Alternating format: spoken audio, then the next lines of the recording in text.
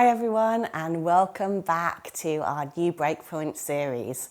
My name is Michelle Sanford and I am the Developer Engagement Lead for Australia and New Zealand. If you are new to New Breakpoint, then welcome and thank you for joining us. New Breakpoint is a show that is for developers, made by developers. The show goes out on the second Thursday of every month and you can register online. If you join us on the broadcast day, you'll be able to ask questions to me and the guest. If you aren't able to join us on the day, do not worry. You will be able to watch the content on demand as long as you register. We try to bring you the most exciting guests and talk about the most relevant topics. And today, I am really excited to bring you a community episode. I am going to be talking to the founder of She Codes, Kate Kirwin, who started that organisation when she was 21 years of age, and she has brought more than 6,500 women into the tech community through teaching them to code. I also have with me Amy Kapernick, who is she has just run the largest developer conference in the country with 1,400 developers, which is DDD Perth. And when I say she ran it, she was on the organising committee and she was in charge of the speakers. Amy also has been a YOW evangelist, which is another great series of conferences coming up, and she is an international keynote speaker that speaks around the world at other conferences such as NDC. Welcome, Kate and Amy. Good to be here. Yeah, it's exciting to be here, Michelle. Okay, well, let us get right into it. Kate, I did say in my intro that you started this community of women when you were 21 years of age. Do you want to tell us a little bit of that story? Yeah, so I don't have a background in tech. My background's in events. And I work for a co-working space called Space Cubed in Perth. And I just got really curious. So I really wanted to know what the entrepreneurs and innovators in our space were doing, and having lots of conversations about the apps they're building and all of the things that's happening in technology. And I got really curious, went along to all of the meetups as an event organizer, and just with a bit of curiosity along the way as well, and found that the communities that existed 9 years ago weren't very beginner friendly, they weren't very female friendly, so I ended up creating my own community. We were Perth Web Girls at the time, and we started off running one-day workshops, and the demand's just been really crazy over the last couple of years. So started a one-day workshop, grew to, we now have about 120 people per event at that one-day workshops, but our wait list at the biggest was 500 people on a wait list for a 100-person event, and sells out every time. And we now run those workshops across Perth, Brisbane, Sydney, and in regional areas, Melbourne, and in regional areas like Geraldton, Bunbury, Port Hedland, Karratha, Newman, all over the state in Western Australia, and some stuff in regional Queensland as well. Because I keep being told if women wanted to be in tech, they would. It's women's fault, but it's not. There's like crazy demand for women to want to be in tech. It's access, and it's giving them the confidence and the practical skills to get there. Community is more than just teaching them to code. It's like what else goes on there that gives them that reassurance and that confidence? So it's a lot about, so for the one-day workshop series, I call it rebranding tech. So we go out of our way to be like glittery and sparkly and purple and fun. And we have a Beyonce dance break in the afternoon, and we have cupcakes, and it's not a bunch of guys sitting in a basement with lines of code washing over their face from projector while they're writing in ones and zeros. Like I know a lot of developers, and I don't think I know anyone who codes like that. That feels wildly impractical. But for a lot of people, that's what they think. They think that that's what the media tells us. That's what all these stereotypes are. That's what they think when they think tech. So it's shifting that rebrand. And another thing that I was told by one of my girls, Tracy, she did our 6-month coding program. We did an interview with her last year, And she was told by a very well-meaning science professor when she was in high school that she was too fun to be in tech, which I don't even know what that means. Like, how can you be too fun to do a job? She is pretty fun. But yeah, so she went down a business route because she was told she was too fun. So it's like breaking down all of that, getting rid of all of those, like, you're not smart enough, you're not cool enough, you're not nerdy enough, you're not male enough, getting rid of all of those stereotypes. And then it's a lot about confidence building as well. So in our 6-month program, we do stand up every week. We sharing like that we all have imposter syndrome, and that's like totally normal. It's not okay, but it's normal. And sharing some of those lessons of, having a supportive community around you that's really building up you as a whole person, not just providing technical skills. Because there is a lot of this like crappy society stuff that we need to unpack. Ames, you also mentor for this community like I do. What was it that got you interested in helping out? I do when I have the time. Yes, for me, it was probably a little bit twofold. I discovered Kate and Perth Web Girls at the time when I was starting out in tech, and it was a really great community. And so as soon as I wasn't sure I was at the point where I could help to mentor, but a whole bunch of other people told me that I was absolutely at the point to help to mentor. As soon as I was at that point, I started helping out at the workshops rather than attending them, and it was really good. For me, I think a little bit as well, I grew up in the country, and I grew up with that community vibe, that small community of everyone helping one another and being involved in all of the things. And so when I discovered the tech community in Perth and the various different groups, it was the first time I discovered something I was used to, and something that I love the support that a community can get and can give. And so, yeah, it was sort of a bit of a no-brainer for me for being a part of that. But did you experience any of the things Kate mentioned when you were growing up? Did anyone try to steer you away from tech, or did you find any, of the traditional routes not working for you? I didn't so much at the time. I realized in sort of the past few years I was very lucky growing up. My parents and those around me, the fact that I was a girl or a woman never mattered, whether or not I could do maths or science or technology. It was never a question of whether or not I could do something. The past few years, I've come to realize there were little bits and pieces that thankfully I was kind of oblivious to and didn't realize at the time. But as I've gotten more involved and further on in my career, I have definitely noticed that unfortunately it's not just a thing for when we're starting out in the careers. It does still continue daily. Even there are times when I feel like I'm sort of having to fight with my clients to convince them that yes, they hired me, but also the fact that I'm a woman doesn't mean like I do actually know what I'm doing. So yeah, unfortunately it is still a thing, but I think there's a lot more awareness around it. So hopefully it'll get better soon.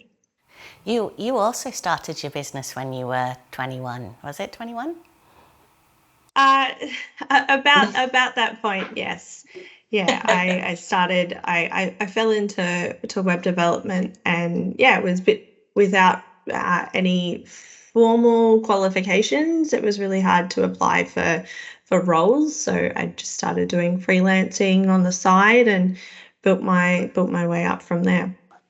Oh, I feel so old when I realise you both started doing tremendous things when you were 21, and I was still safely in university, just drinking beers and doing philosophy, talking about the meaning of life. I mean, we never said we weren't doing that as well. True.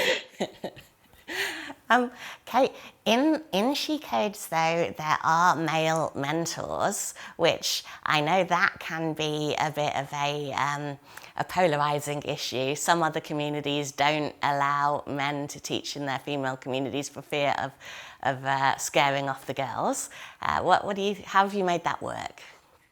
Yeah, so we actually made it one of our values that we're female focused but male friendly. Because for me, that there are a lot of communities that we're just about women and we're not bringing men on the journey.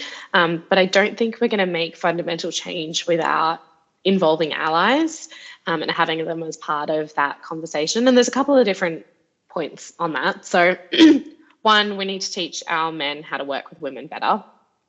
And one of my favorite stories is a couple of years ago, we had a one-day workshop. It was down here in the Flux basement. And we had like 15 mentors and like 100 women.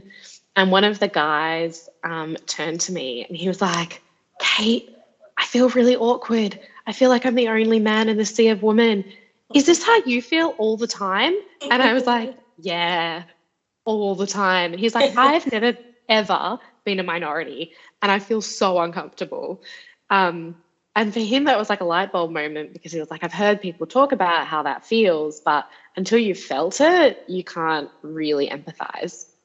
So teaching men how to be better, giving them the chance to be that minority. I also think that it's about teaching, setting our women up for success. So if we're keeping them in a completely all-female environment, the reality is when they go to their jobs, they can be working with a lot of guys.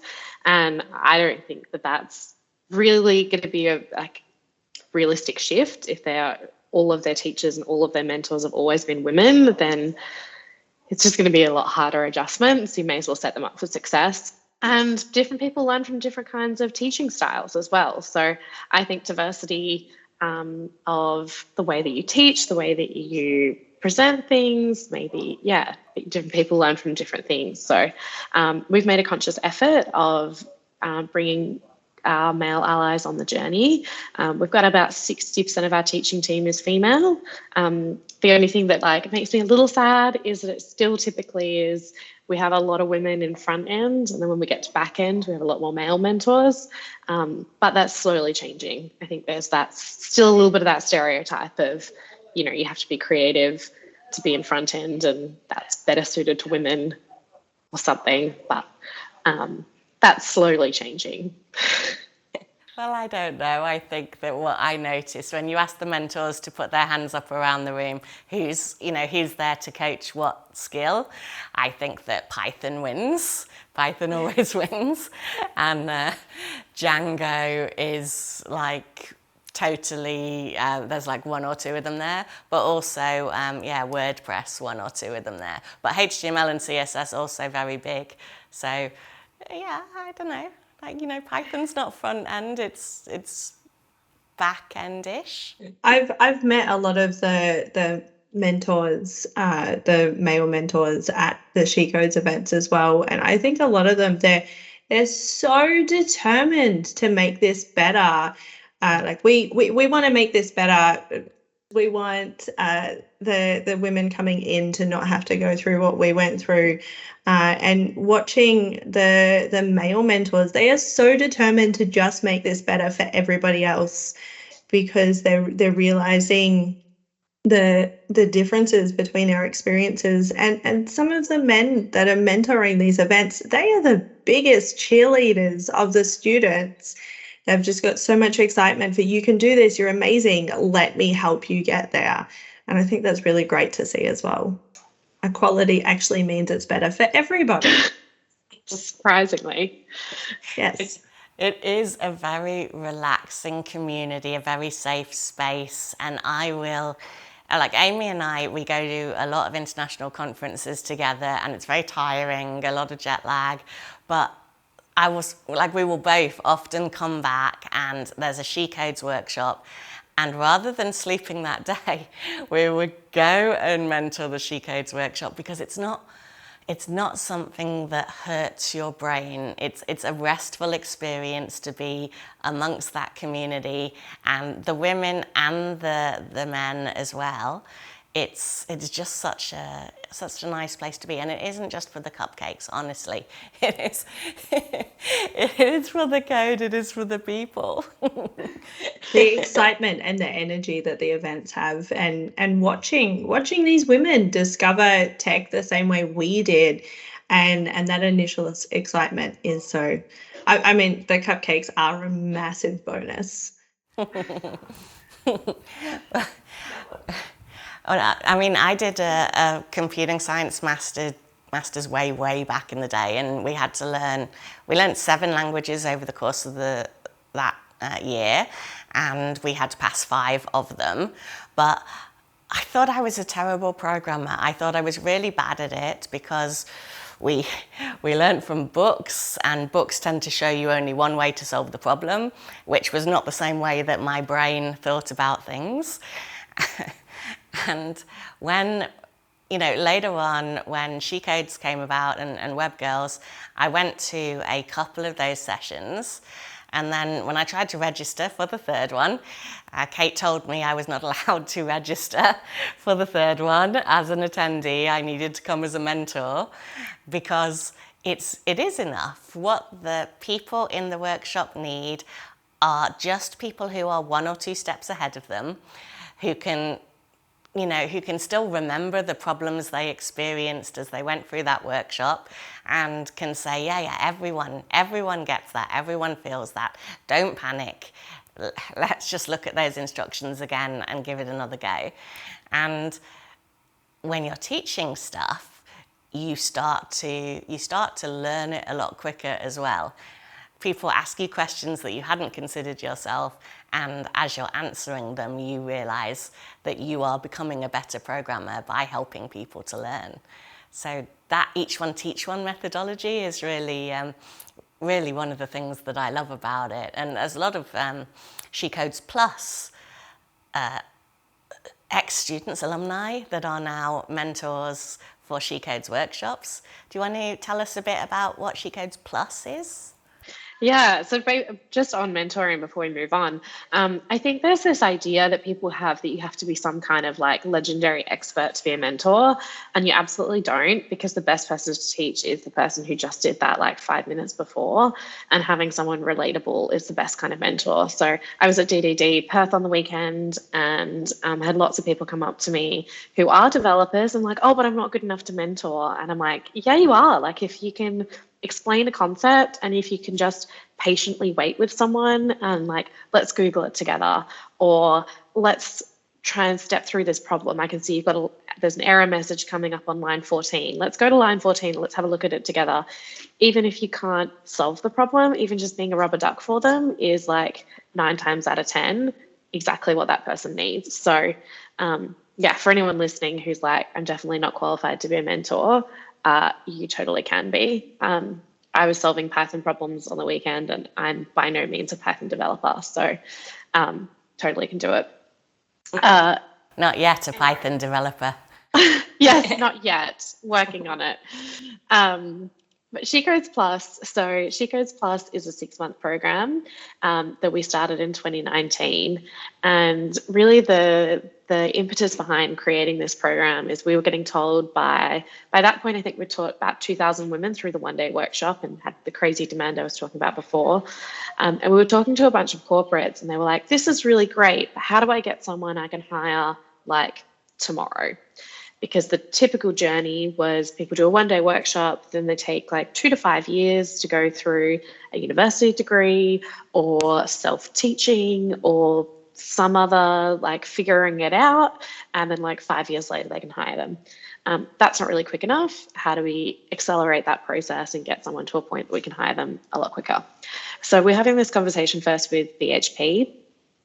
And they had crazy diversity targets that they were trying to hit.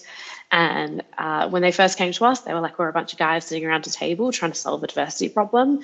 And we realized we need to talk to some women, step one. And then we need to invest in how do we actually move that forward. So it was a conversation over a couple of years to get the program up and running. And we talked to a lot of women about what the barriers were. And the other forms of formal education are expensive. and for a lot of women, it was cost prohibitive. A lot of things are full-time, and you needed to quit your job or take extended leave or something, which for a lot of people that have confidence issues, that's really hard. Or they are designed for, students. And a lot of these women are in their 30s and they think they're too old, which you're not too old ever to do anything. But they think that they're too old to do that. So that was the kind of the landscape that existed. So what we created was 6 months part-time outside of business hours, so you could still do a job and then come to class in the evenings. And we really flipped the model of how do we get our businesses to pay for the education in a talent creation pipeline. So our model is what we call a one-for-one. We work with businesses to put their own people through the program as a professional development upskilling thing, so they can slide on into the tech team post-program. And for every person that they pay for an internal, pays for someone from the community, so they get a recruitment pipeline into the business. So really making it like it's a HR, training, recruitment, tangible outcomes, but also has all of this like amazing marketing benefits, community benefits, building up the whole ecosystem at the same time. So we're on our 10th cohort right now. We've done a bunch in Perth. We've done 4 in Brisbane. They're just about to finish in the next couple of weeks.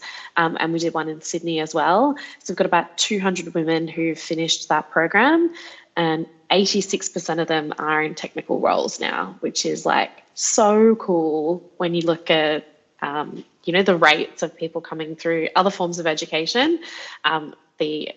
The success rate isn't normally that high. 86% is pretty massive. And that 14%, it's typically because they've, decided that they wanted to be somewhere else, not that they're still looking for work. So yeah, it's been really, really cool to be part of that journey. And like Michelle was just saying before, like a bunch of them have come back as mentors and teachers. So Maria and Sophie have come back as lead mentors and taught the next cohort of people. We've got Belle in Brisbane right now, who's teaching the final project for the group, and she only finished the program a couple of years ago. So seeing that journey, seeing them thrive, and a couple of them have shaken off the junior title. They're now associate devs, they're software developers, they're like killing it. They've been nominated for awards. One I was just found out the other day is about to be promoted to engineering manager. And it's like, yeah, in such a short amount of time. Very cool.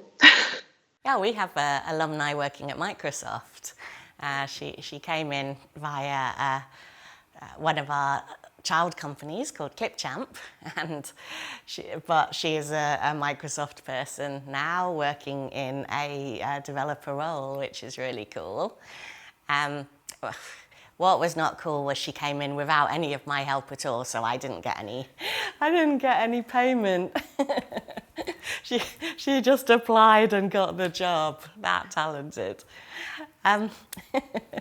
So really what you're saying is, if there are companies out there that have a diversity problem, they don't have enough women in their tech teams and they want them, there is an active, viable route. They just need to put their money where their mouths are and invest in She-Codes.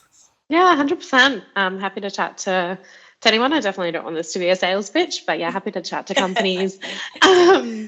Because I do think that, yeah, there's a lot of people that complain about the problem, and there's less that are doing something about it. And it's really evident when companies are willing to invest and actually solve the problem, and also get really good talent as well, because these women are like so epic. I'm definitely biased, but they're so epic. They really are. Before we move on to Amy's segment, why don't you show us some of the work that your women have done? Yeah. So we're in HTML/CSS at the moment.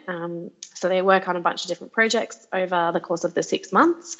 And I've got a few that I prepared earlier of some of the things that our alumni have done. These projects they built really quickly. So most of them are built in like 3 weeks, having no background in HTML, CSS before, which is pretty incredible when you're looking at people coming from nothing. A few of them have edited it. This is version like 2 or 3, but we've got Maria's beautiful blue and pink one.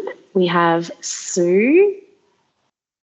It's a little bit more streamlined. We've also got, I love Izzy and her font that she's picked here, which types out different words. Meet Izzy and her little emojis. I've got Yessie, who's gone a little bit more corporate, looking at small businesses. And she's got the beautiful hamburger menu, which is always something on Slack in the first few weeks of the program. They're all trying to figure out desperately how to make their hamburger menu work on mobile. I feel like every cohort, there's something about a hamburger menu. And then Jessica, I'm really proud of. She's actually mentoring this batch of girls. So she only finished the program earlier this year, and now she's come back to mentor in HTML, CSS, which, like we were saying before, I think it's really cool. People who they're only one step ahead and come back and mentoring. She's just started at BHP at the end of the program. And I've got Kay as well. A little bit of a different format, still going with these boxes with a little hover. Yeah, I was just saying to a bunch of university students last week, they're computer science students, and I asked how many of them had a portfolio website, and there were only about 2 of them in the room that did, because making a portfolio website is not the first thing you learn at university. In fact, it might not ever be a thing that you learn at university. They're doing systems analysis, doing project stuff, learning different languages, but making a portfolio website is super practical for highlighting yourself and jump-starting your career. So I think it's really cool that is a key component of the program that they can learn. Yeah, 100%. I mean, we literally just had at DDD on the weekend, I do believe our keynote speaker said that if you want to be visible and do really well in your career, you need to have a website. You need somewhere people can find you on the internet. She absolutely did. That's right. So, good segue, Amy. Let's talk about DDD, the largest developer conference in the country. Tell me about that. Tell me about the conference. Tell me about your involvement in it. We had over 1,400 people tuning into the conference, either in person at the stadium or we had a whole bunch of people joining in remotely online as well. It felt like they were all there, Amy. That looked like a room of 1,004 at least. It just went on forever. Insane. Yeah, insane. Yeah. I was there too. And like so many people. It was a bit overwhelming. It was, and it was also really interesting for us a little bit because new venue, new vibes. Because we were in the stadium, and so 2 of our rooms were partially outdoors and open to everything, and that was. I won't say there weren't a couple of things that would definitely be brought up at the retro for improvements next year, but there was a really interesting vibe, and especially for some of those people who can get overwhelmed in large crowds, we really liked the ability to be partially outdoors, which helps to take that away a little bit, or even the opportunity to just you could go and sit down in the seats and just look out at this open, empty stadium. And just relax a little bit. So yeah, this was DDD's 9th year running. It actually started not far away from where we were on Saturday, so still on the banks of the Derbyl Yarragon River. And it's really amazing to see how far it's come. So I've been involved with DDD Perth since I think 2018, I attended in 2017. That was my first time there, and it has just continued to grow each year, which is really amazing to see. So, well, practically doubles in size each year. So I remember, I think the first one I went to was 2016, and Lars Klint did the lock note on that. A lock note that had grown developers in tears. It was and that was so surprising to me, that you'd be at a technical developer conference, but someone would be giving a lock note that wasn't about code, that was about people, and that developers would be interested in that, but also moved by it. And at the end, people were sort of like standing in groups and hugging each other and sharing their stories. And I think that that's one of the things that I've loved about DDD from that moment. So there were 50 people in the room that year, and every year it's doubled in size. I don't think you can do that again next year. But that that inclusiveness, could you tell us a little bit more about what DDD is trying to achieve for the developer community? Yes, so so that comes right back to our values, and I suppose I probably also want to say this isn't for the developer community as well. So DDD is we're for the tech industry, but it's not just developers that we have. So we have people, we have developers, we have designers, data experts, security experts. We've got project and product managers, we've got team leaders, we've got people. If you are working in a role or a company that is anyway tech adjacent, there is probably something for you at DDD, which that does kind of present some challenges from a content perspective and making sure there's something for everyone, but it's also really great to then have something for everyone. So our values, we try and make sure that it's then easy for everyone to get there. So that means it's affordable. So the tickets are $60, which $60 in Perth, you get morning tea, afternoon tea, lunch, and there is free-flowing coffee all day. If you cannot make your $60 back from that, you are not trying hard enough. We also then have financial assistance tickets, which a whole bunch of companies donate, or we actually have individuals that do it. So we have people who will purchase one ticket and then pay for a financial assistance ticket. Or most of the time when people get in touch, they go, hey, I can't go anymore, but I don't want my money back. Can we just give it to someone else? So that's really great to see that support from the community. We also run on Saturdays, so people don't have to take time off work. We make sure that all of our venues are accessible, both in getting to it in modes of transport, so the parking, public transport, but then no matter how you get around, the venue is fully accessible so that you can go anywhere and be anywhere and take part in the event. And it comes down to all sorts of little bits and pieces that we do as well. We then have, so there is a quiet zone if you just need a bit of a break to step away, sit somewhere quiet and not be surrounded by people. We had space available for that. We have free childcare available as well. So that has completely booked out. Every year we've done it, which I think we've done that every year since about 2019.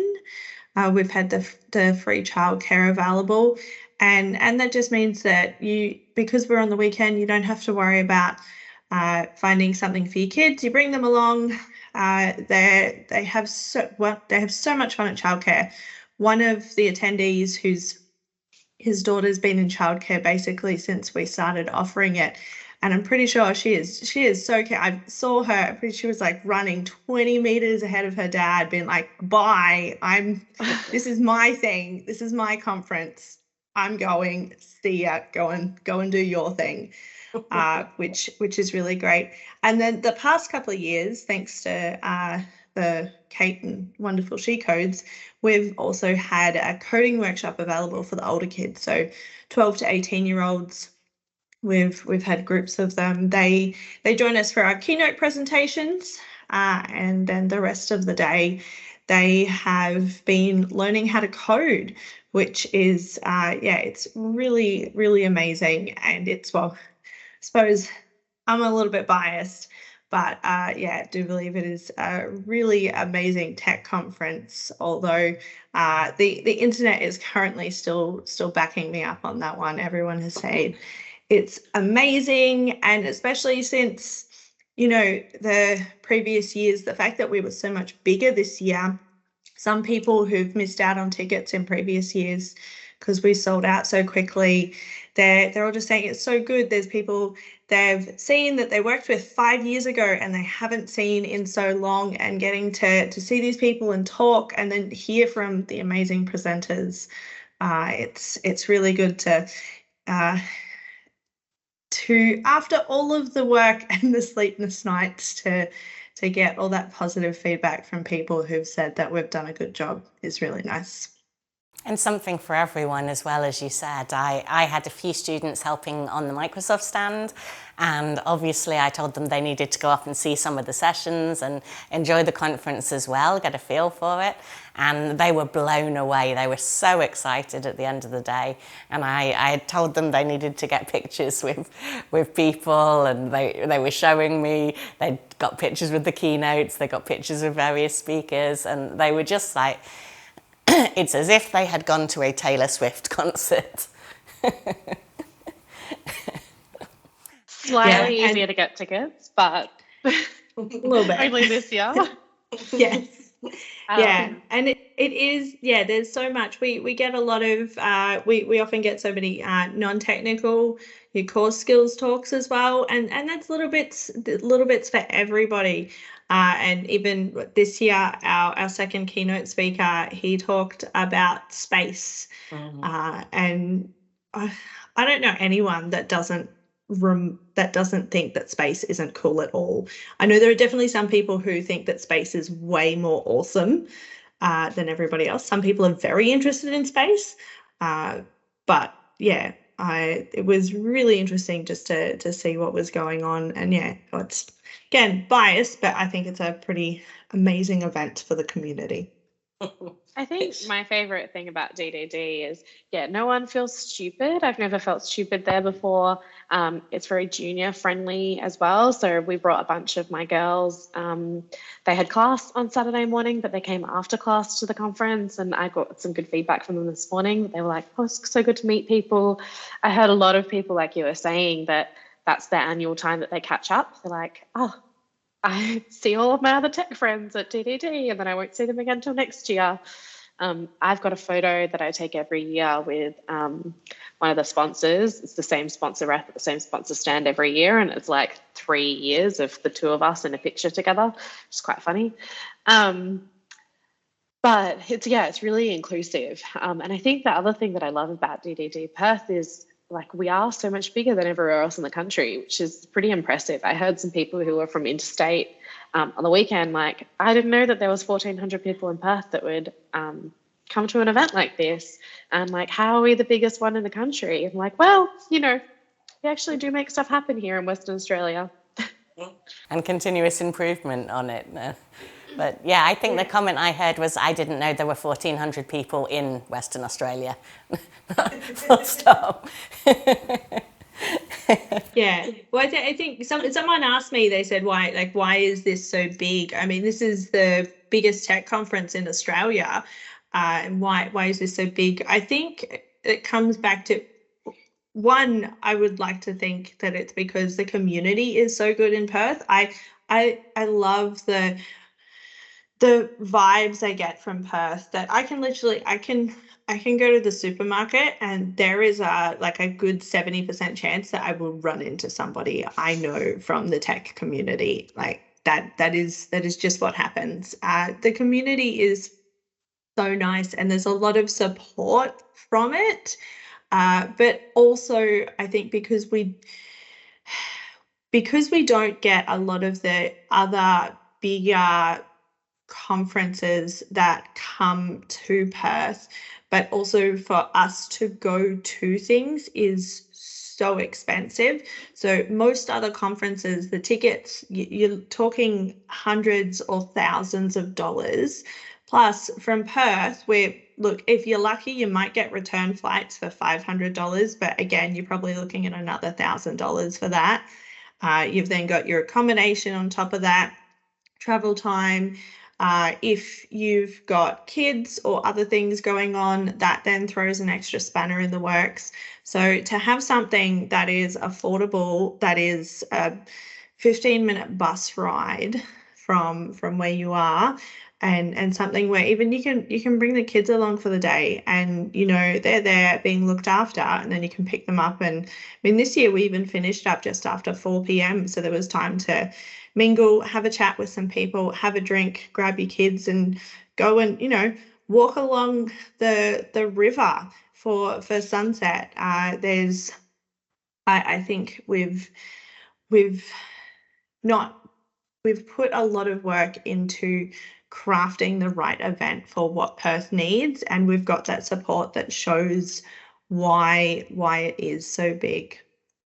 Yeah, I guess what I'm hearing from both of those stories is that we have learned that community is such an important part of helping developers, well, and the tech community as a whole, grow as individuals and as a community. That if we support each other, that if we do things together, that if we are inclusive, that we learn and grow together, everything is better for everyone. So yeah, it's awesome stuff that we're doing over there. But those are not the only conferences I see you at, Amy. When I first knew you, you were an evangelist for YOW, and some of those are coming up before end of this year. That's a different kind of conference, right? What can developers learn from that kind of conference that is different to what they learn at DDD? Yeah, it's definitely a different conference. It's definitely a lot more developer, and in my experience, definitely more towards the back end, architecture, security type areas or data. So it definitely has different vibes, and there's not YOW. DDD, we try and have something for everyone, whereas YOW, they know their target market, they know where it is they're focusing on. So it's definitely a different, much smaller content funnel. So you've got different topics going on there. It does definitely have different vibes as well. So it's generally people who work at larger companies who purchase tickets, and they come along for the couple of days and do it there. Yeah, the companies buy the tickets for them. Yeah, we focus more on having a fun, inclusive experience for everyone. Not that YOW isn't an inclusive experience. They've focused a lot more on the content, whereas we put a lot of focus on, it's not just the content that you get, it's a lot of the networking you do as well, and giving that opportunity to meet other people in your community. Whereas YOW put a lot of focus on the speakers and the content. So they bring a lot of really amazing speakers and presenters from all over the world to Australia. They bring them over for us. And what we had YOW Perth was, I want to say a couple of weeks ago, but it could be anywhere up to 3 months ago. In the not too distant past, YOW was in Perth. And we had a lot of those amazing speakers and presenters came along, and that was really good. And it's similar vibes in the Brisbane, Melbourne, Sydney conferences as well. And I've again biased. I love DDD and I love the conference that we build. But I also really loved that conferences like YOW. They bring these amazing people to Australia, which we're a long way away from everything. And so it's really exciting to have these people come to us rather than us having to go to them. Yeah, well, Lars, Klint, who has done an episode of New Breakpoint with us, was a speaker at DDD, and he was also a speaker at YOW Perth. I think he might be doing the East Coast ones as well. He absolutely has in the past. I think that's one of the things that I find really interesting with DDD Perth as well, is we've talked about the local support, but we've kind of in the past years become a little bit infamous with the rest of the Australian tech community. So a good handful of our presenters were people who from the other side of the country have submitted. We don't have the budget to cover their travel and accommodation, and they're aware of it. So we have people who will submit, and quite a few of them out of their own pocket will fly to Perth to come and speak at DDD Perth. So it's really great to see us get that kind of a reputation with the speakers, that we've got that support, and that the audience is really good to be a part of as well. Yeah, I love that they are really like, they don't care. Well, obviously they'd love it if they could get their expenses, but they know it's a community conference. They submit anyway, and we make it happen. So like, I had someone crashing in my house for 2 nights who'd flown over from over east, and I think I wasn't the only one. So it like, comfort is abandoned and money is abandoned, and it's all about, no matter what, we're going to get there and be together, because that community, that is what we're all in it for, helping each other grow and connect together. Yeah, it is. And that's definitely, because Perth is a lot bigger than the others, I think we have a much more obvious one, but we're not the only DDD in the country. So we have in November, we've got Adelaide coming back. They've just released their agenda. I spoke there in 2019, and there were like 4 of us that flew over from Perth. So we all went to support Adelaide starting out. We've got Brisbane happening at the start of December as well, which I'm really excited about, because I kind of knew when they would be running, and they hadn't committed yet, and I booked my flights anyway. So I'm really glad they have done it, because I just went, well, I'm not going to miss out. I'm going to book my flights now. And we've got Melbourne. Melbourne's had a bit of a break, and they're back in March next year. And they all have the same vibes that we get from Perth. There's a lot of support, and the accessibility and inclusivity and openness from their events, but they're really amazing experiences. And so although it's really accessible and easy for the locals to come and to present and to attend, there'll still be a good handful of people who've come from interstate, or we even get some people who come from overseas to take part in one of our Australian DDD events, because we've all the separate committees, we've done an amazing job in building up these events. Well, I definitely have submitted to those East Coast ones as well, even though I know they're not as big, even though I know that we don't get any expenses. If I get in, I'm going. I will make it happen, because and even if I don't get in as a speaker, I will still try and go, because all the DDDs are cool. It's a great community experience. Now, I do need to wrap up, but before I do want to just give a quick shout out to NDC conferences as well, because Amy and I speak at a lot of those, and we love that environment as well. Can you, in one sentence, sort of summarise what's good about NDC? So NDC conferences, they're tending more towards the Yao end. Your people have come with the company, but they have a very broad range of topics as well, similar to DDD. So I think the NDC is sort of a combination of the two. You've got the big lineup of speakers from all over the world, but they've got a good portion of the community stuff going as well. And I know they generally run a few community events around their conferences too, to give an opportunity for those international speakers who've come in to go and speak at a few of the meetup events, and for the rest of the community to see them as well. Awesome. Well, on that note, I do want to thank you both for joining us in this episode. There's so much content that we've gone through here, and I'm sure we could have carried on talking all day. I hope that you will stay for 10 or 15 minutes after this episode to just answer questions in chat. And yeah, I want to thank you, the audience, for joining us. Do register on the site for any upcoming episodes or ones that you've missed. You can also find them on our YouTube channel, and we also put our resources up on GitHub. See you next time. We hope you enjoyed this digital event. We have specialists on standby to answer your questions for a short while.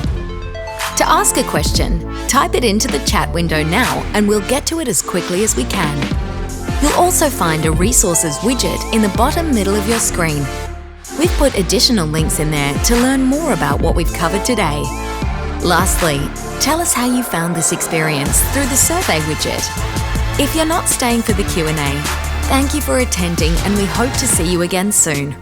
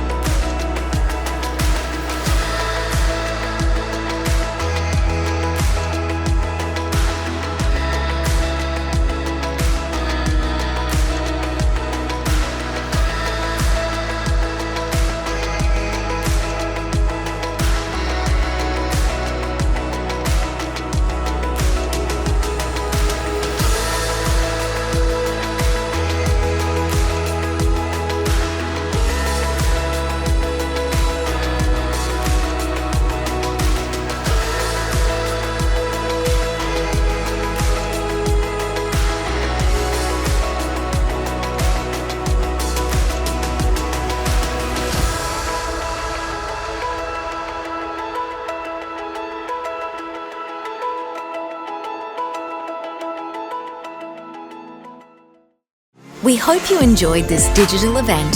Thank you for attending, and we hope to see you again soon.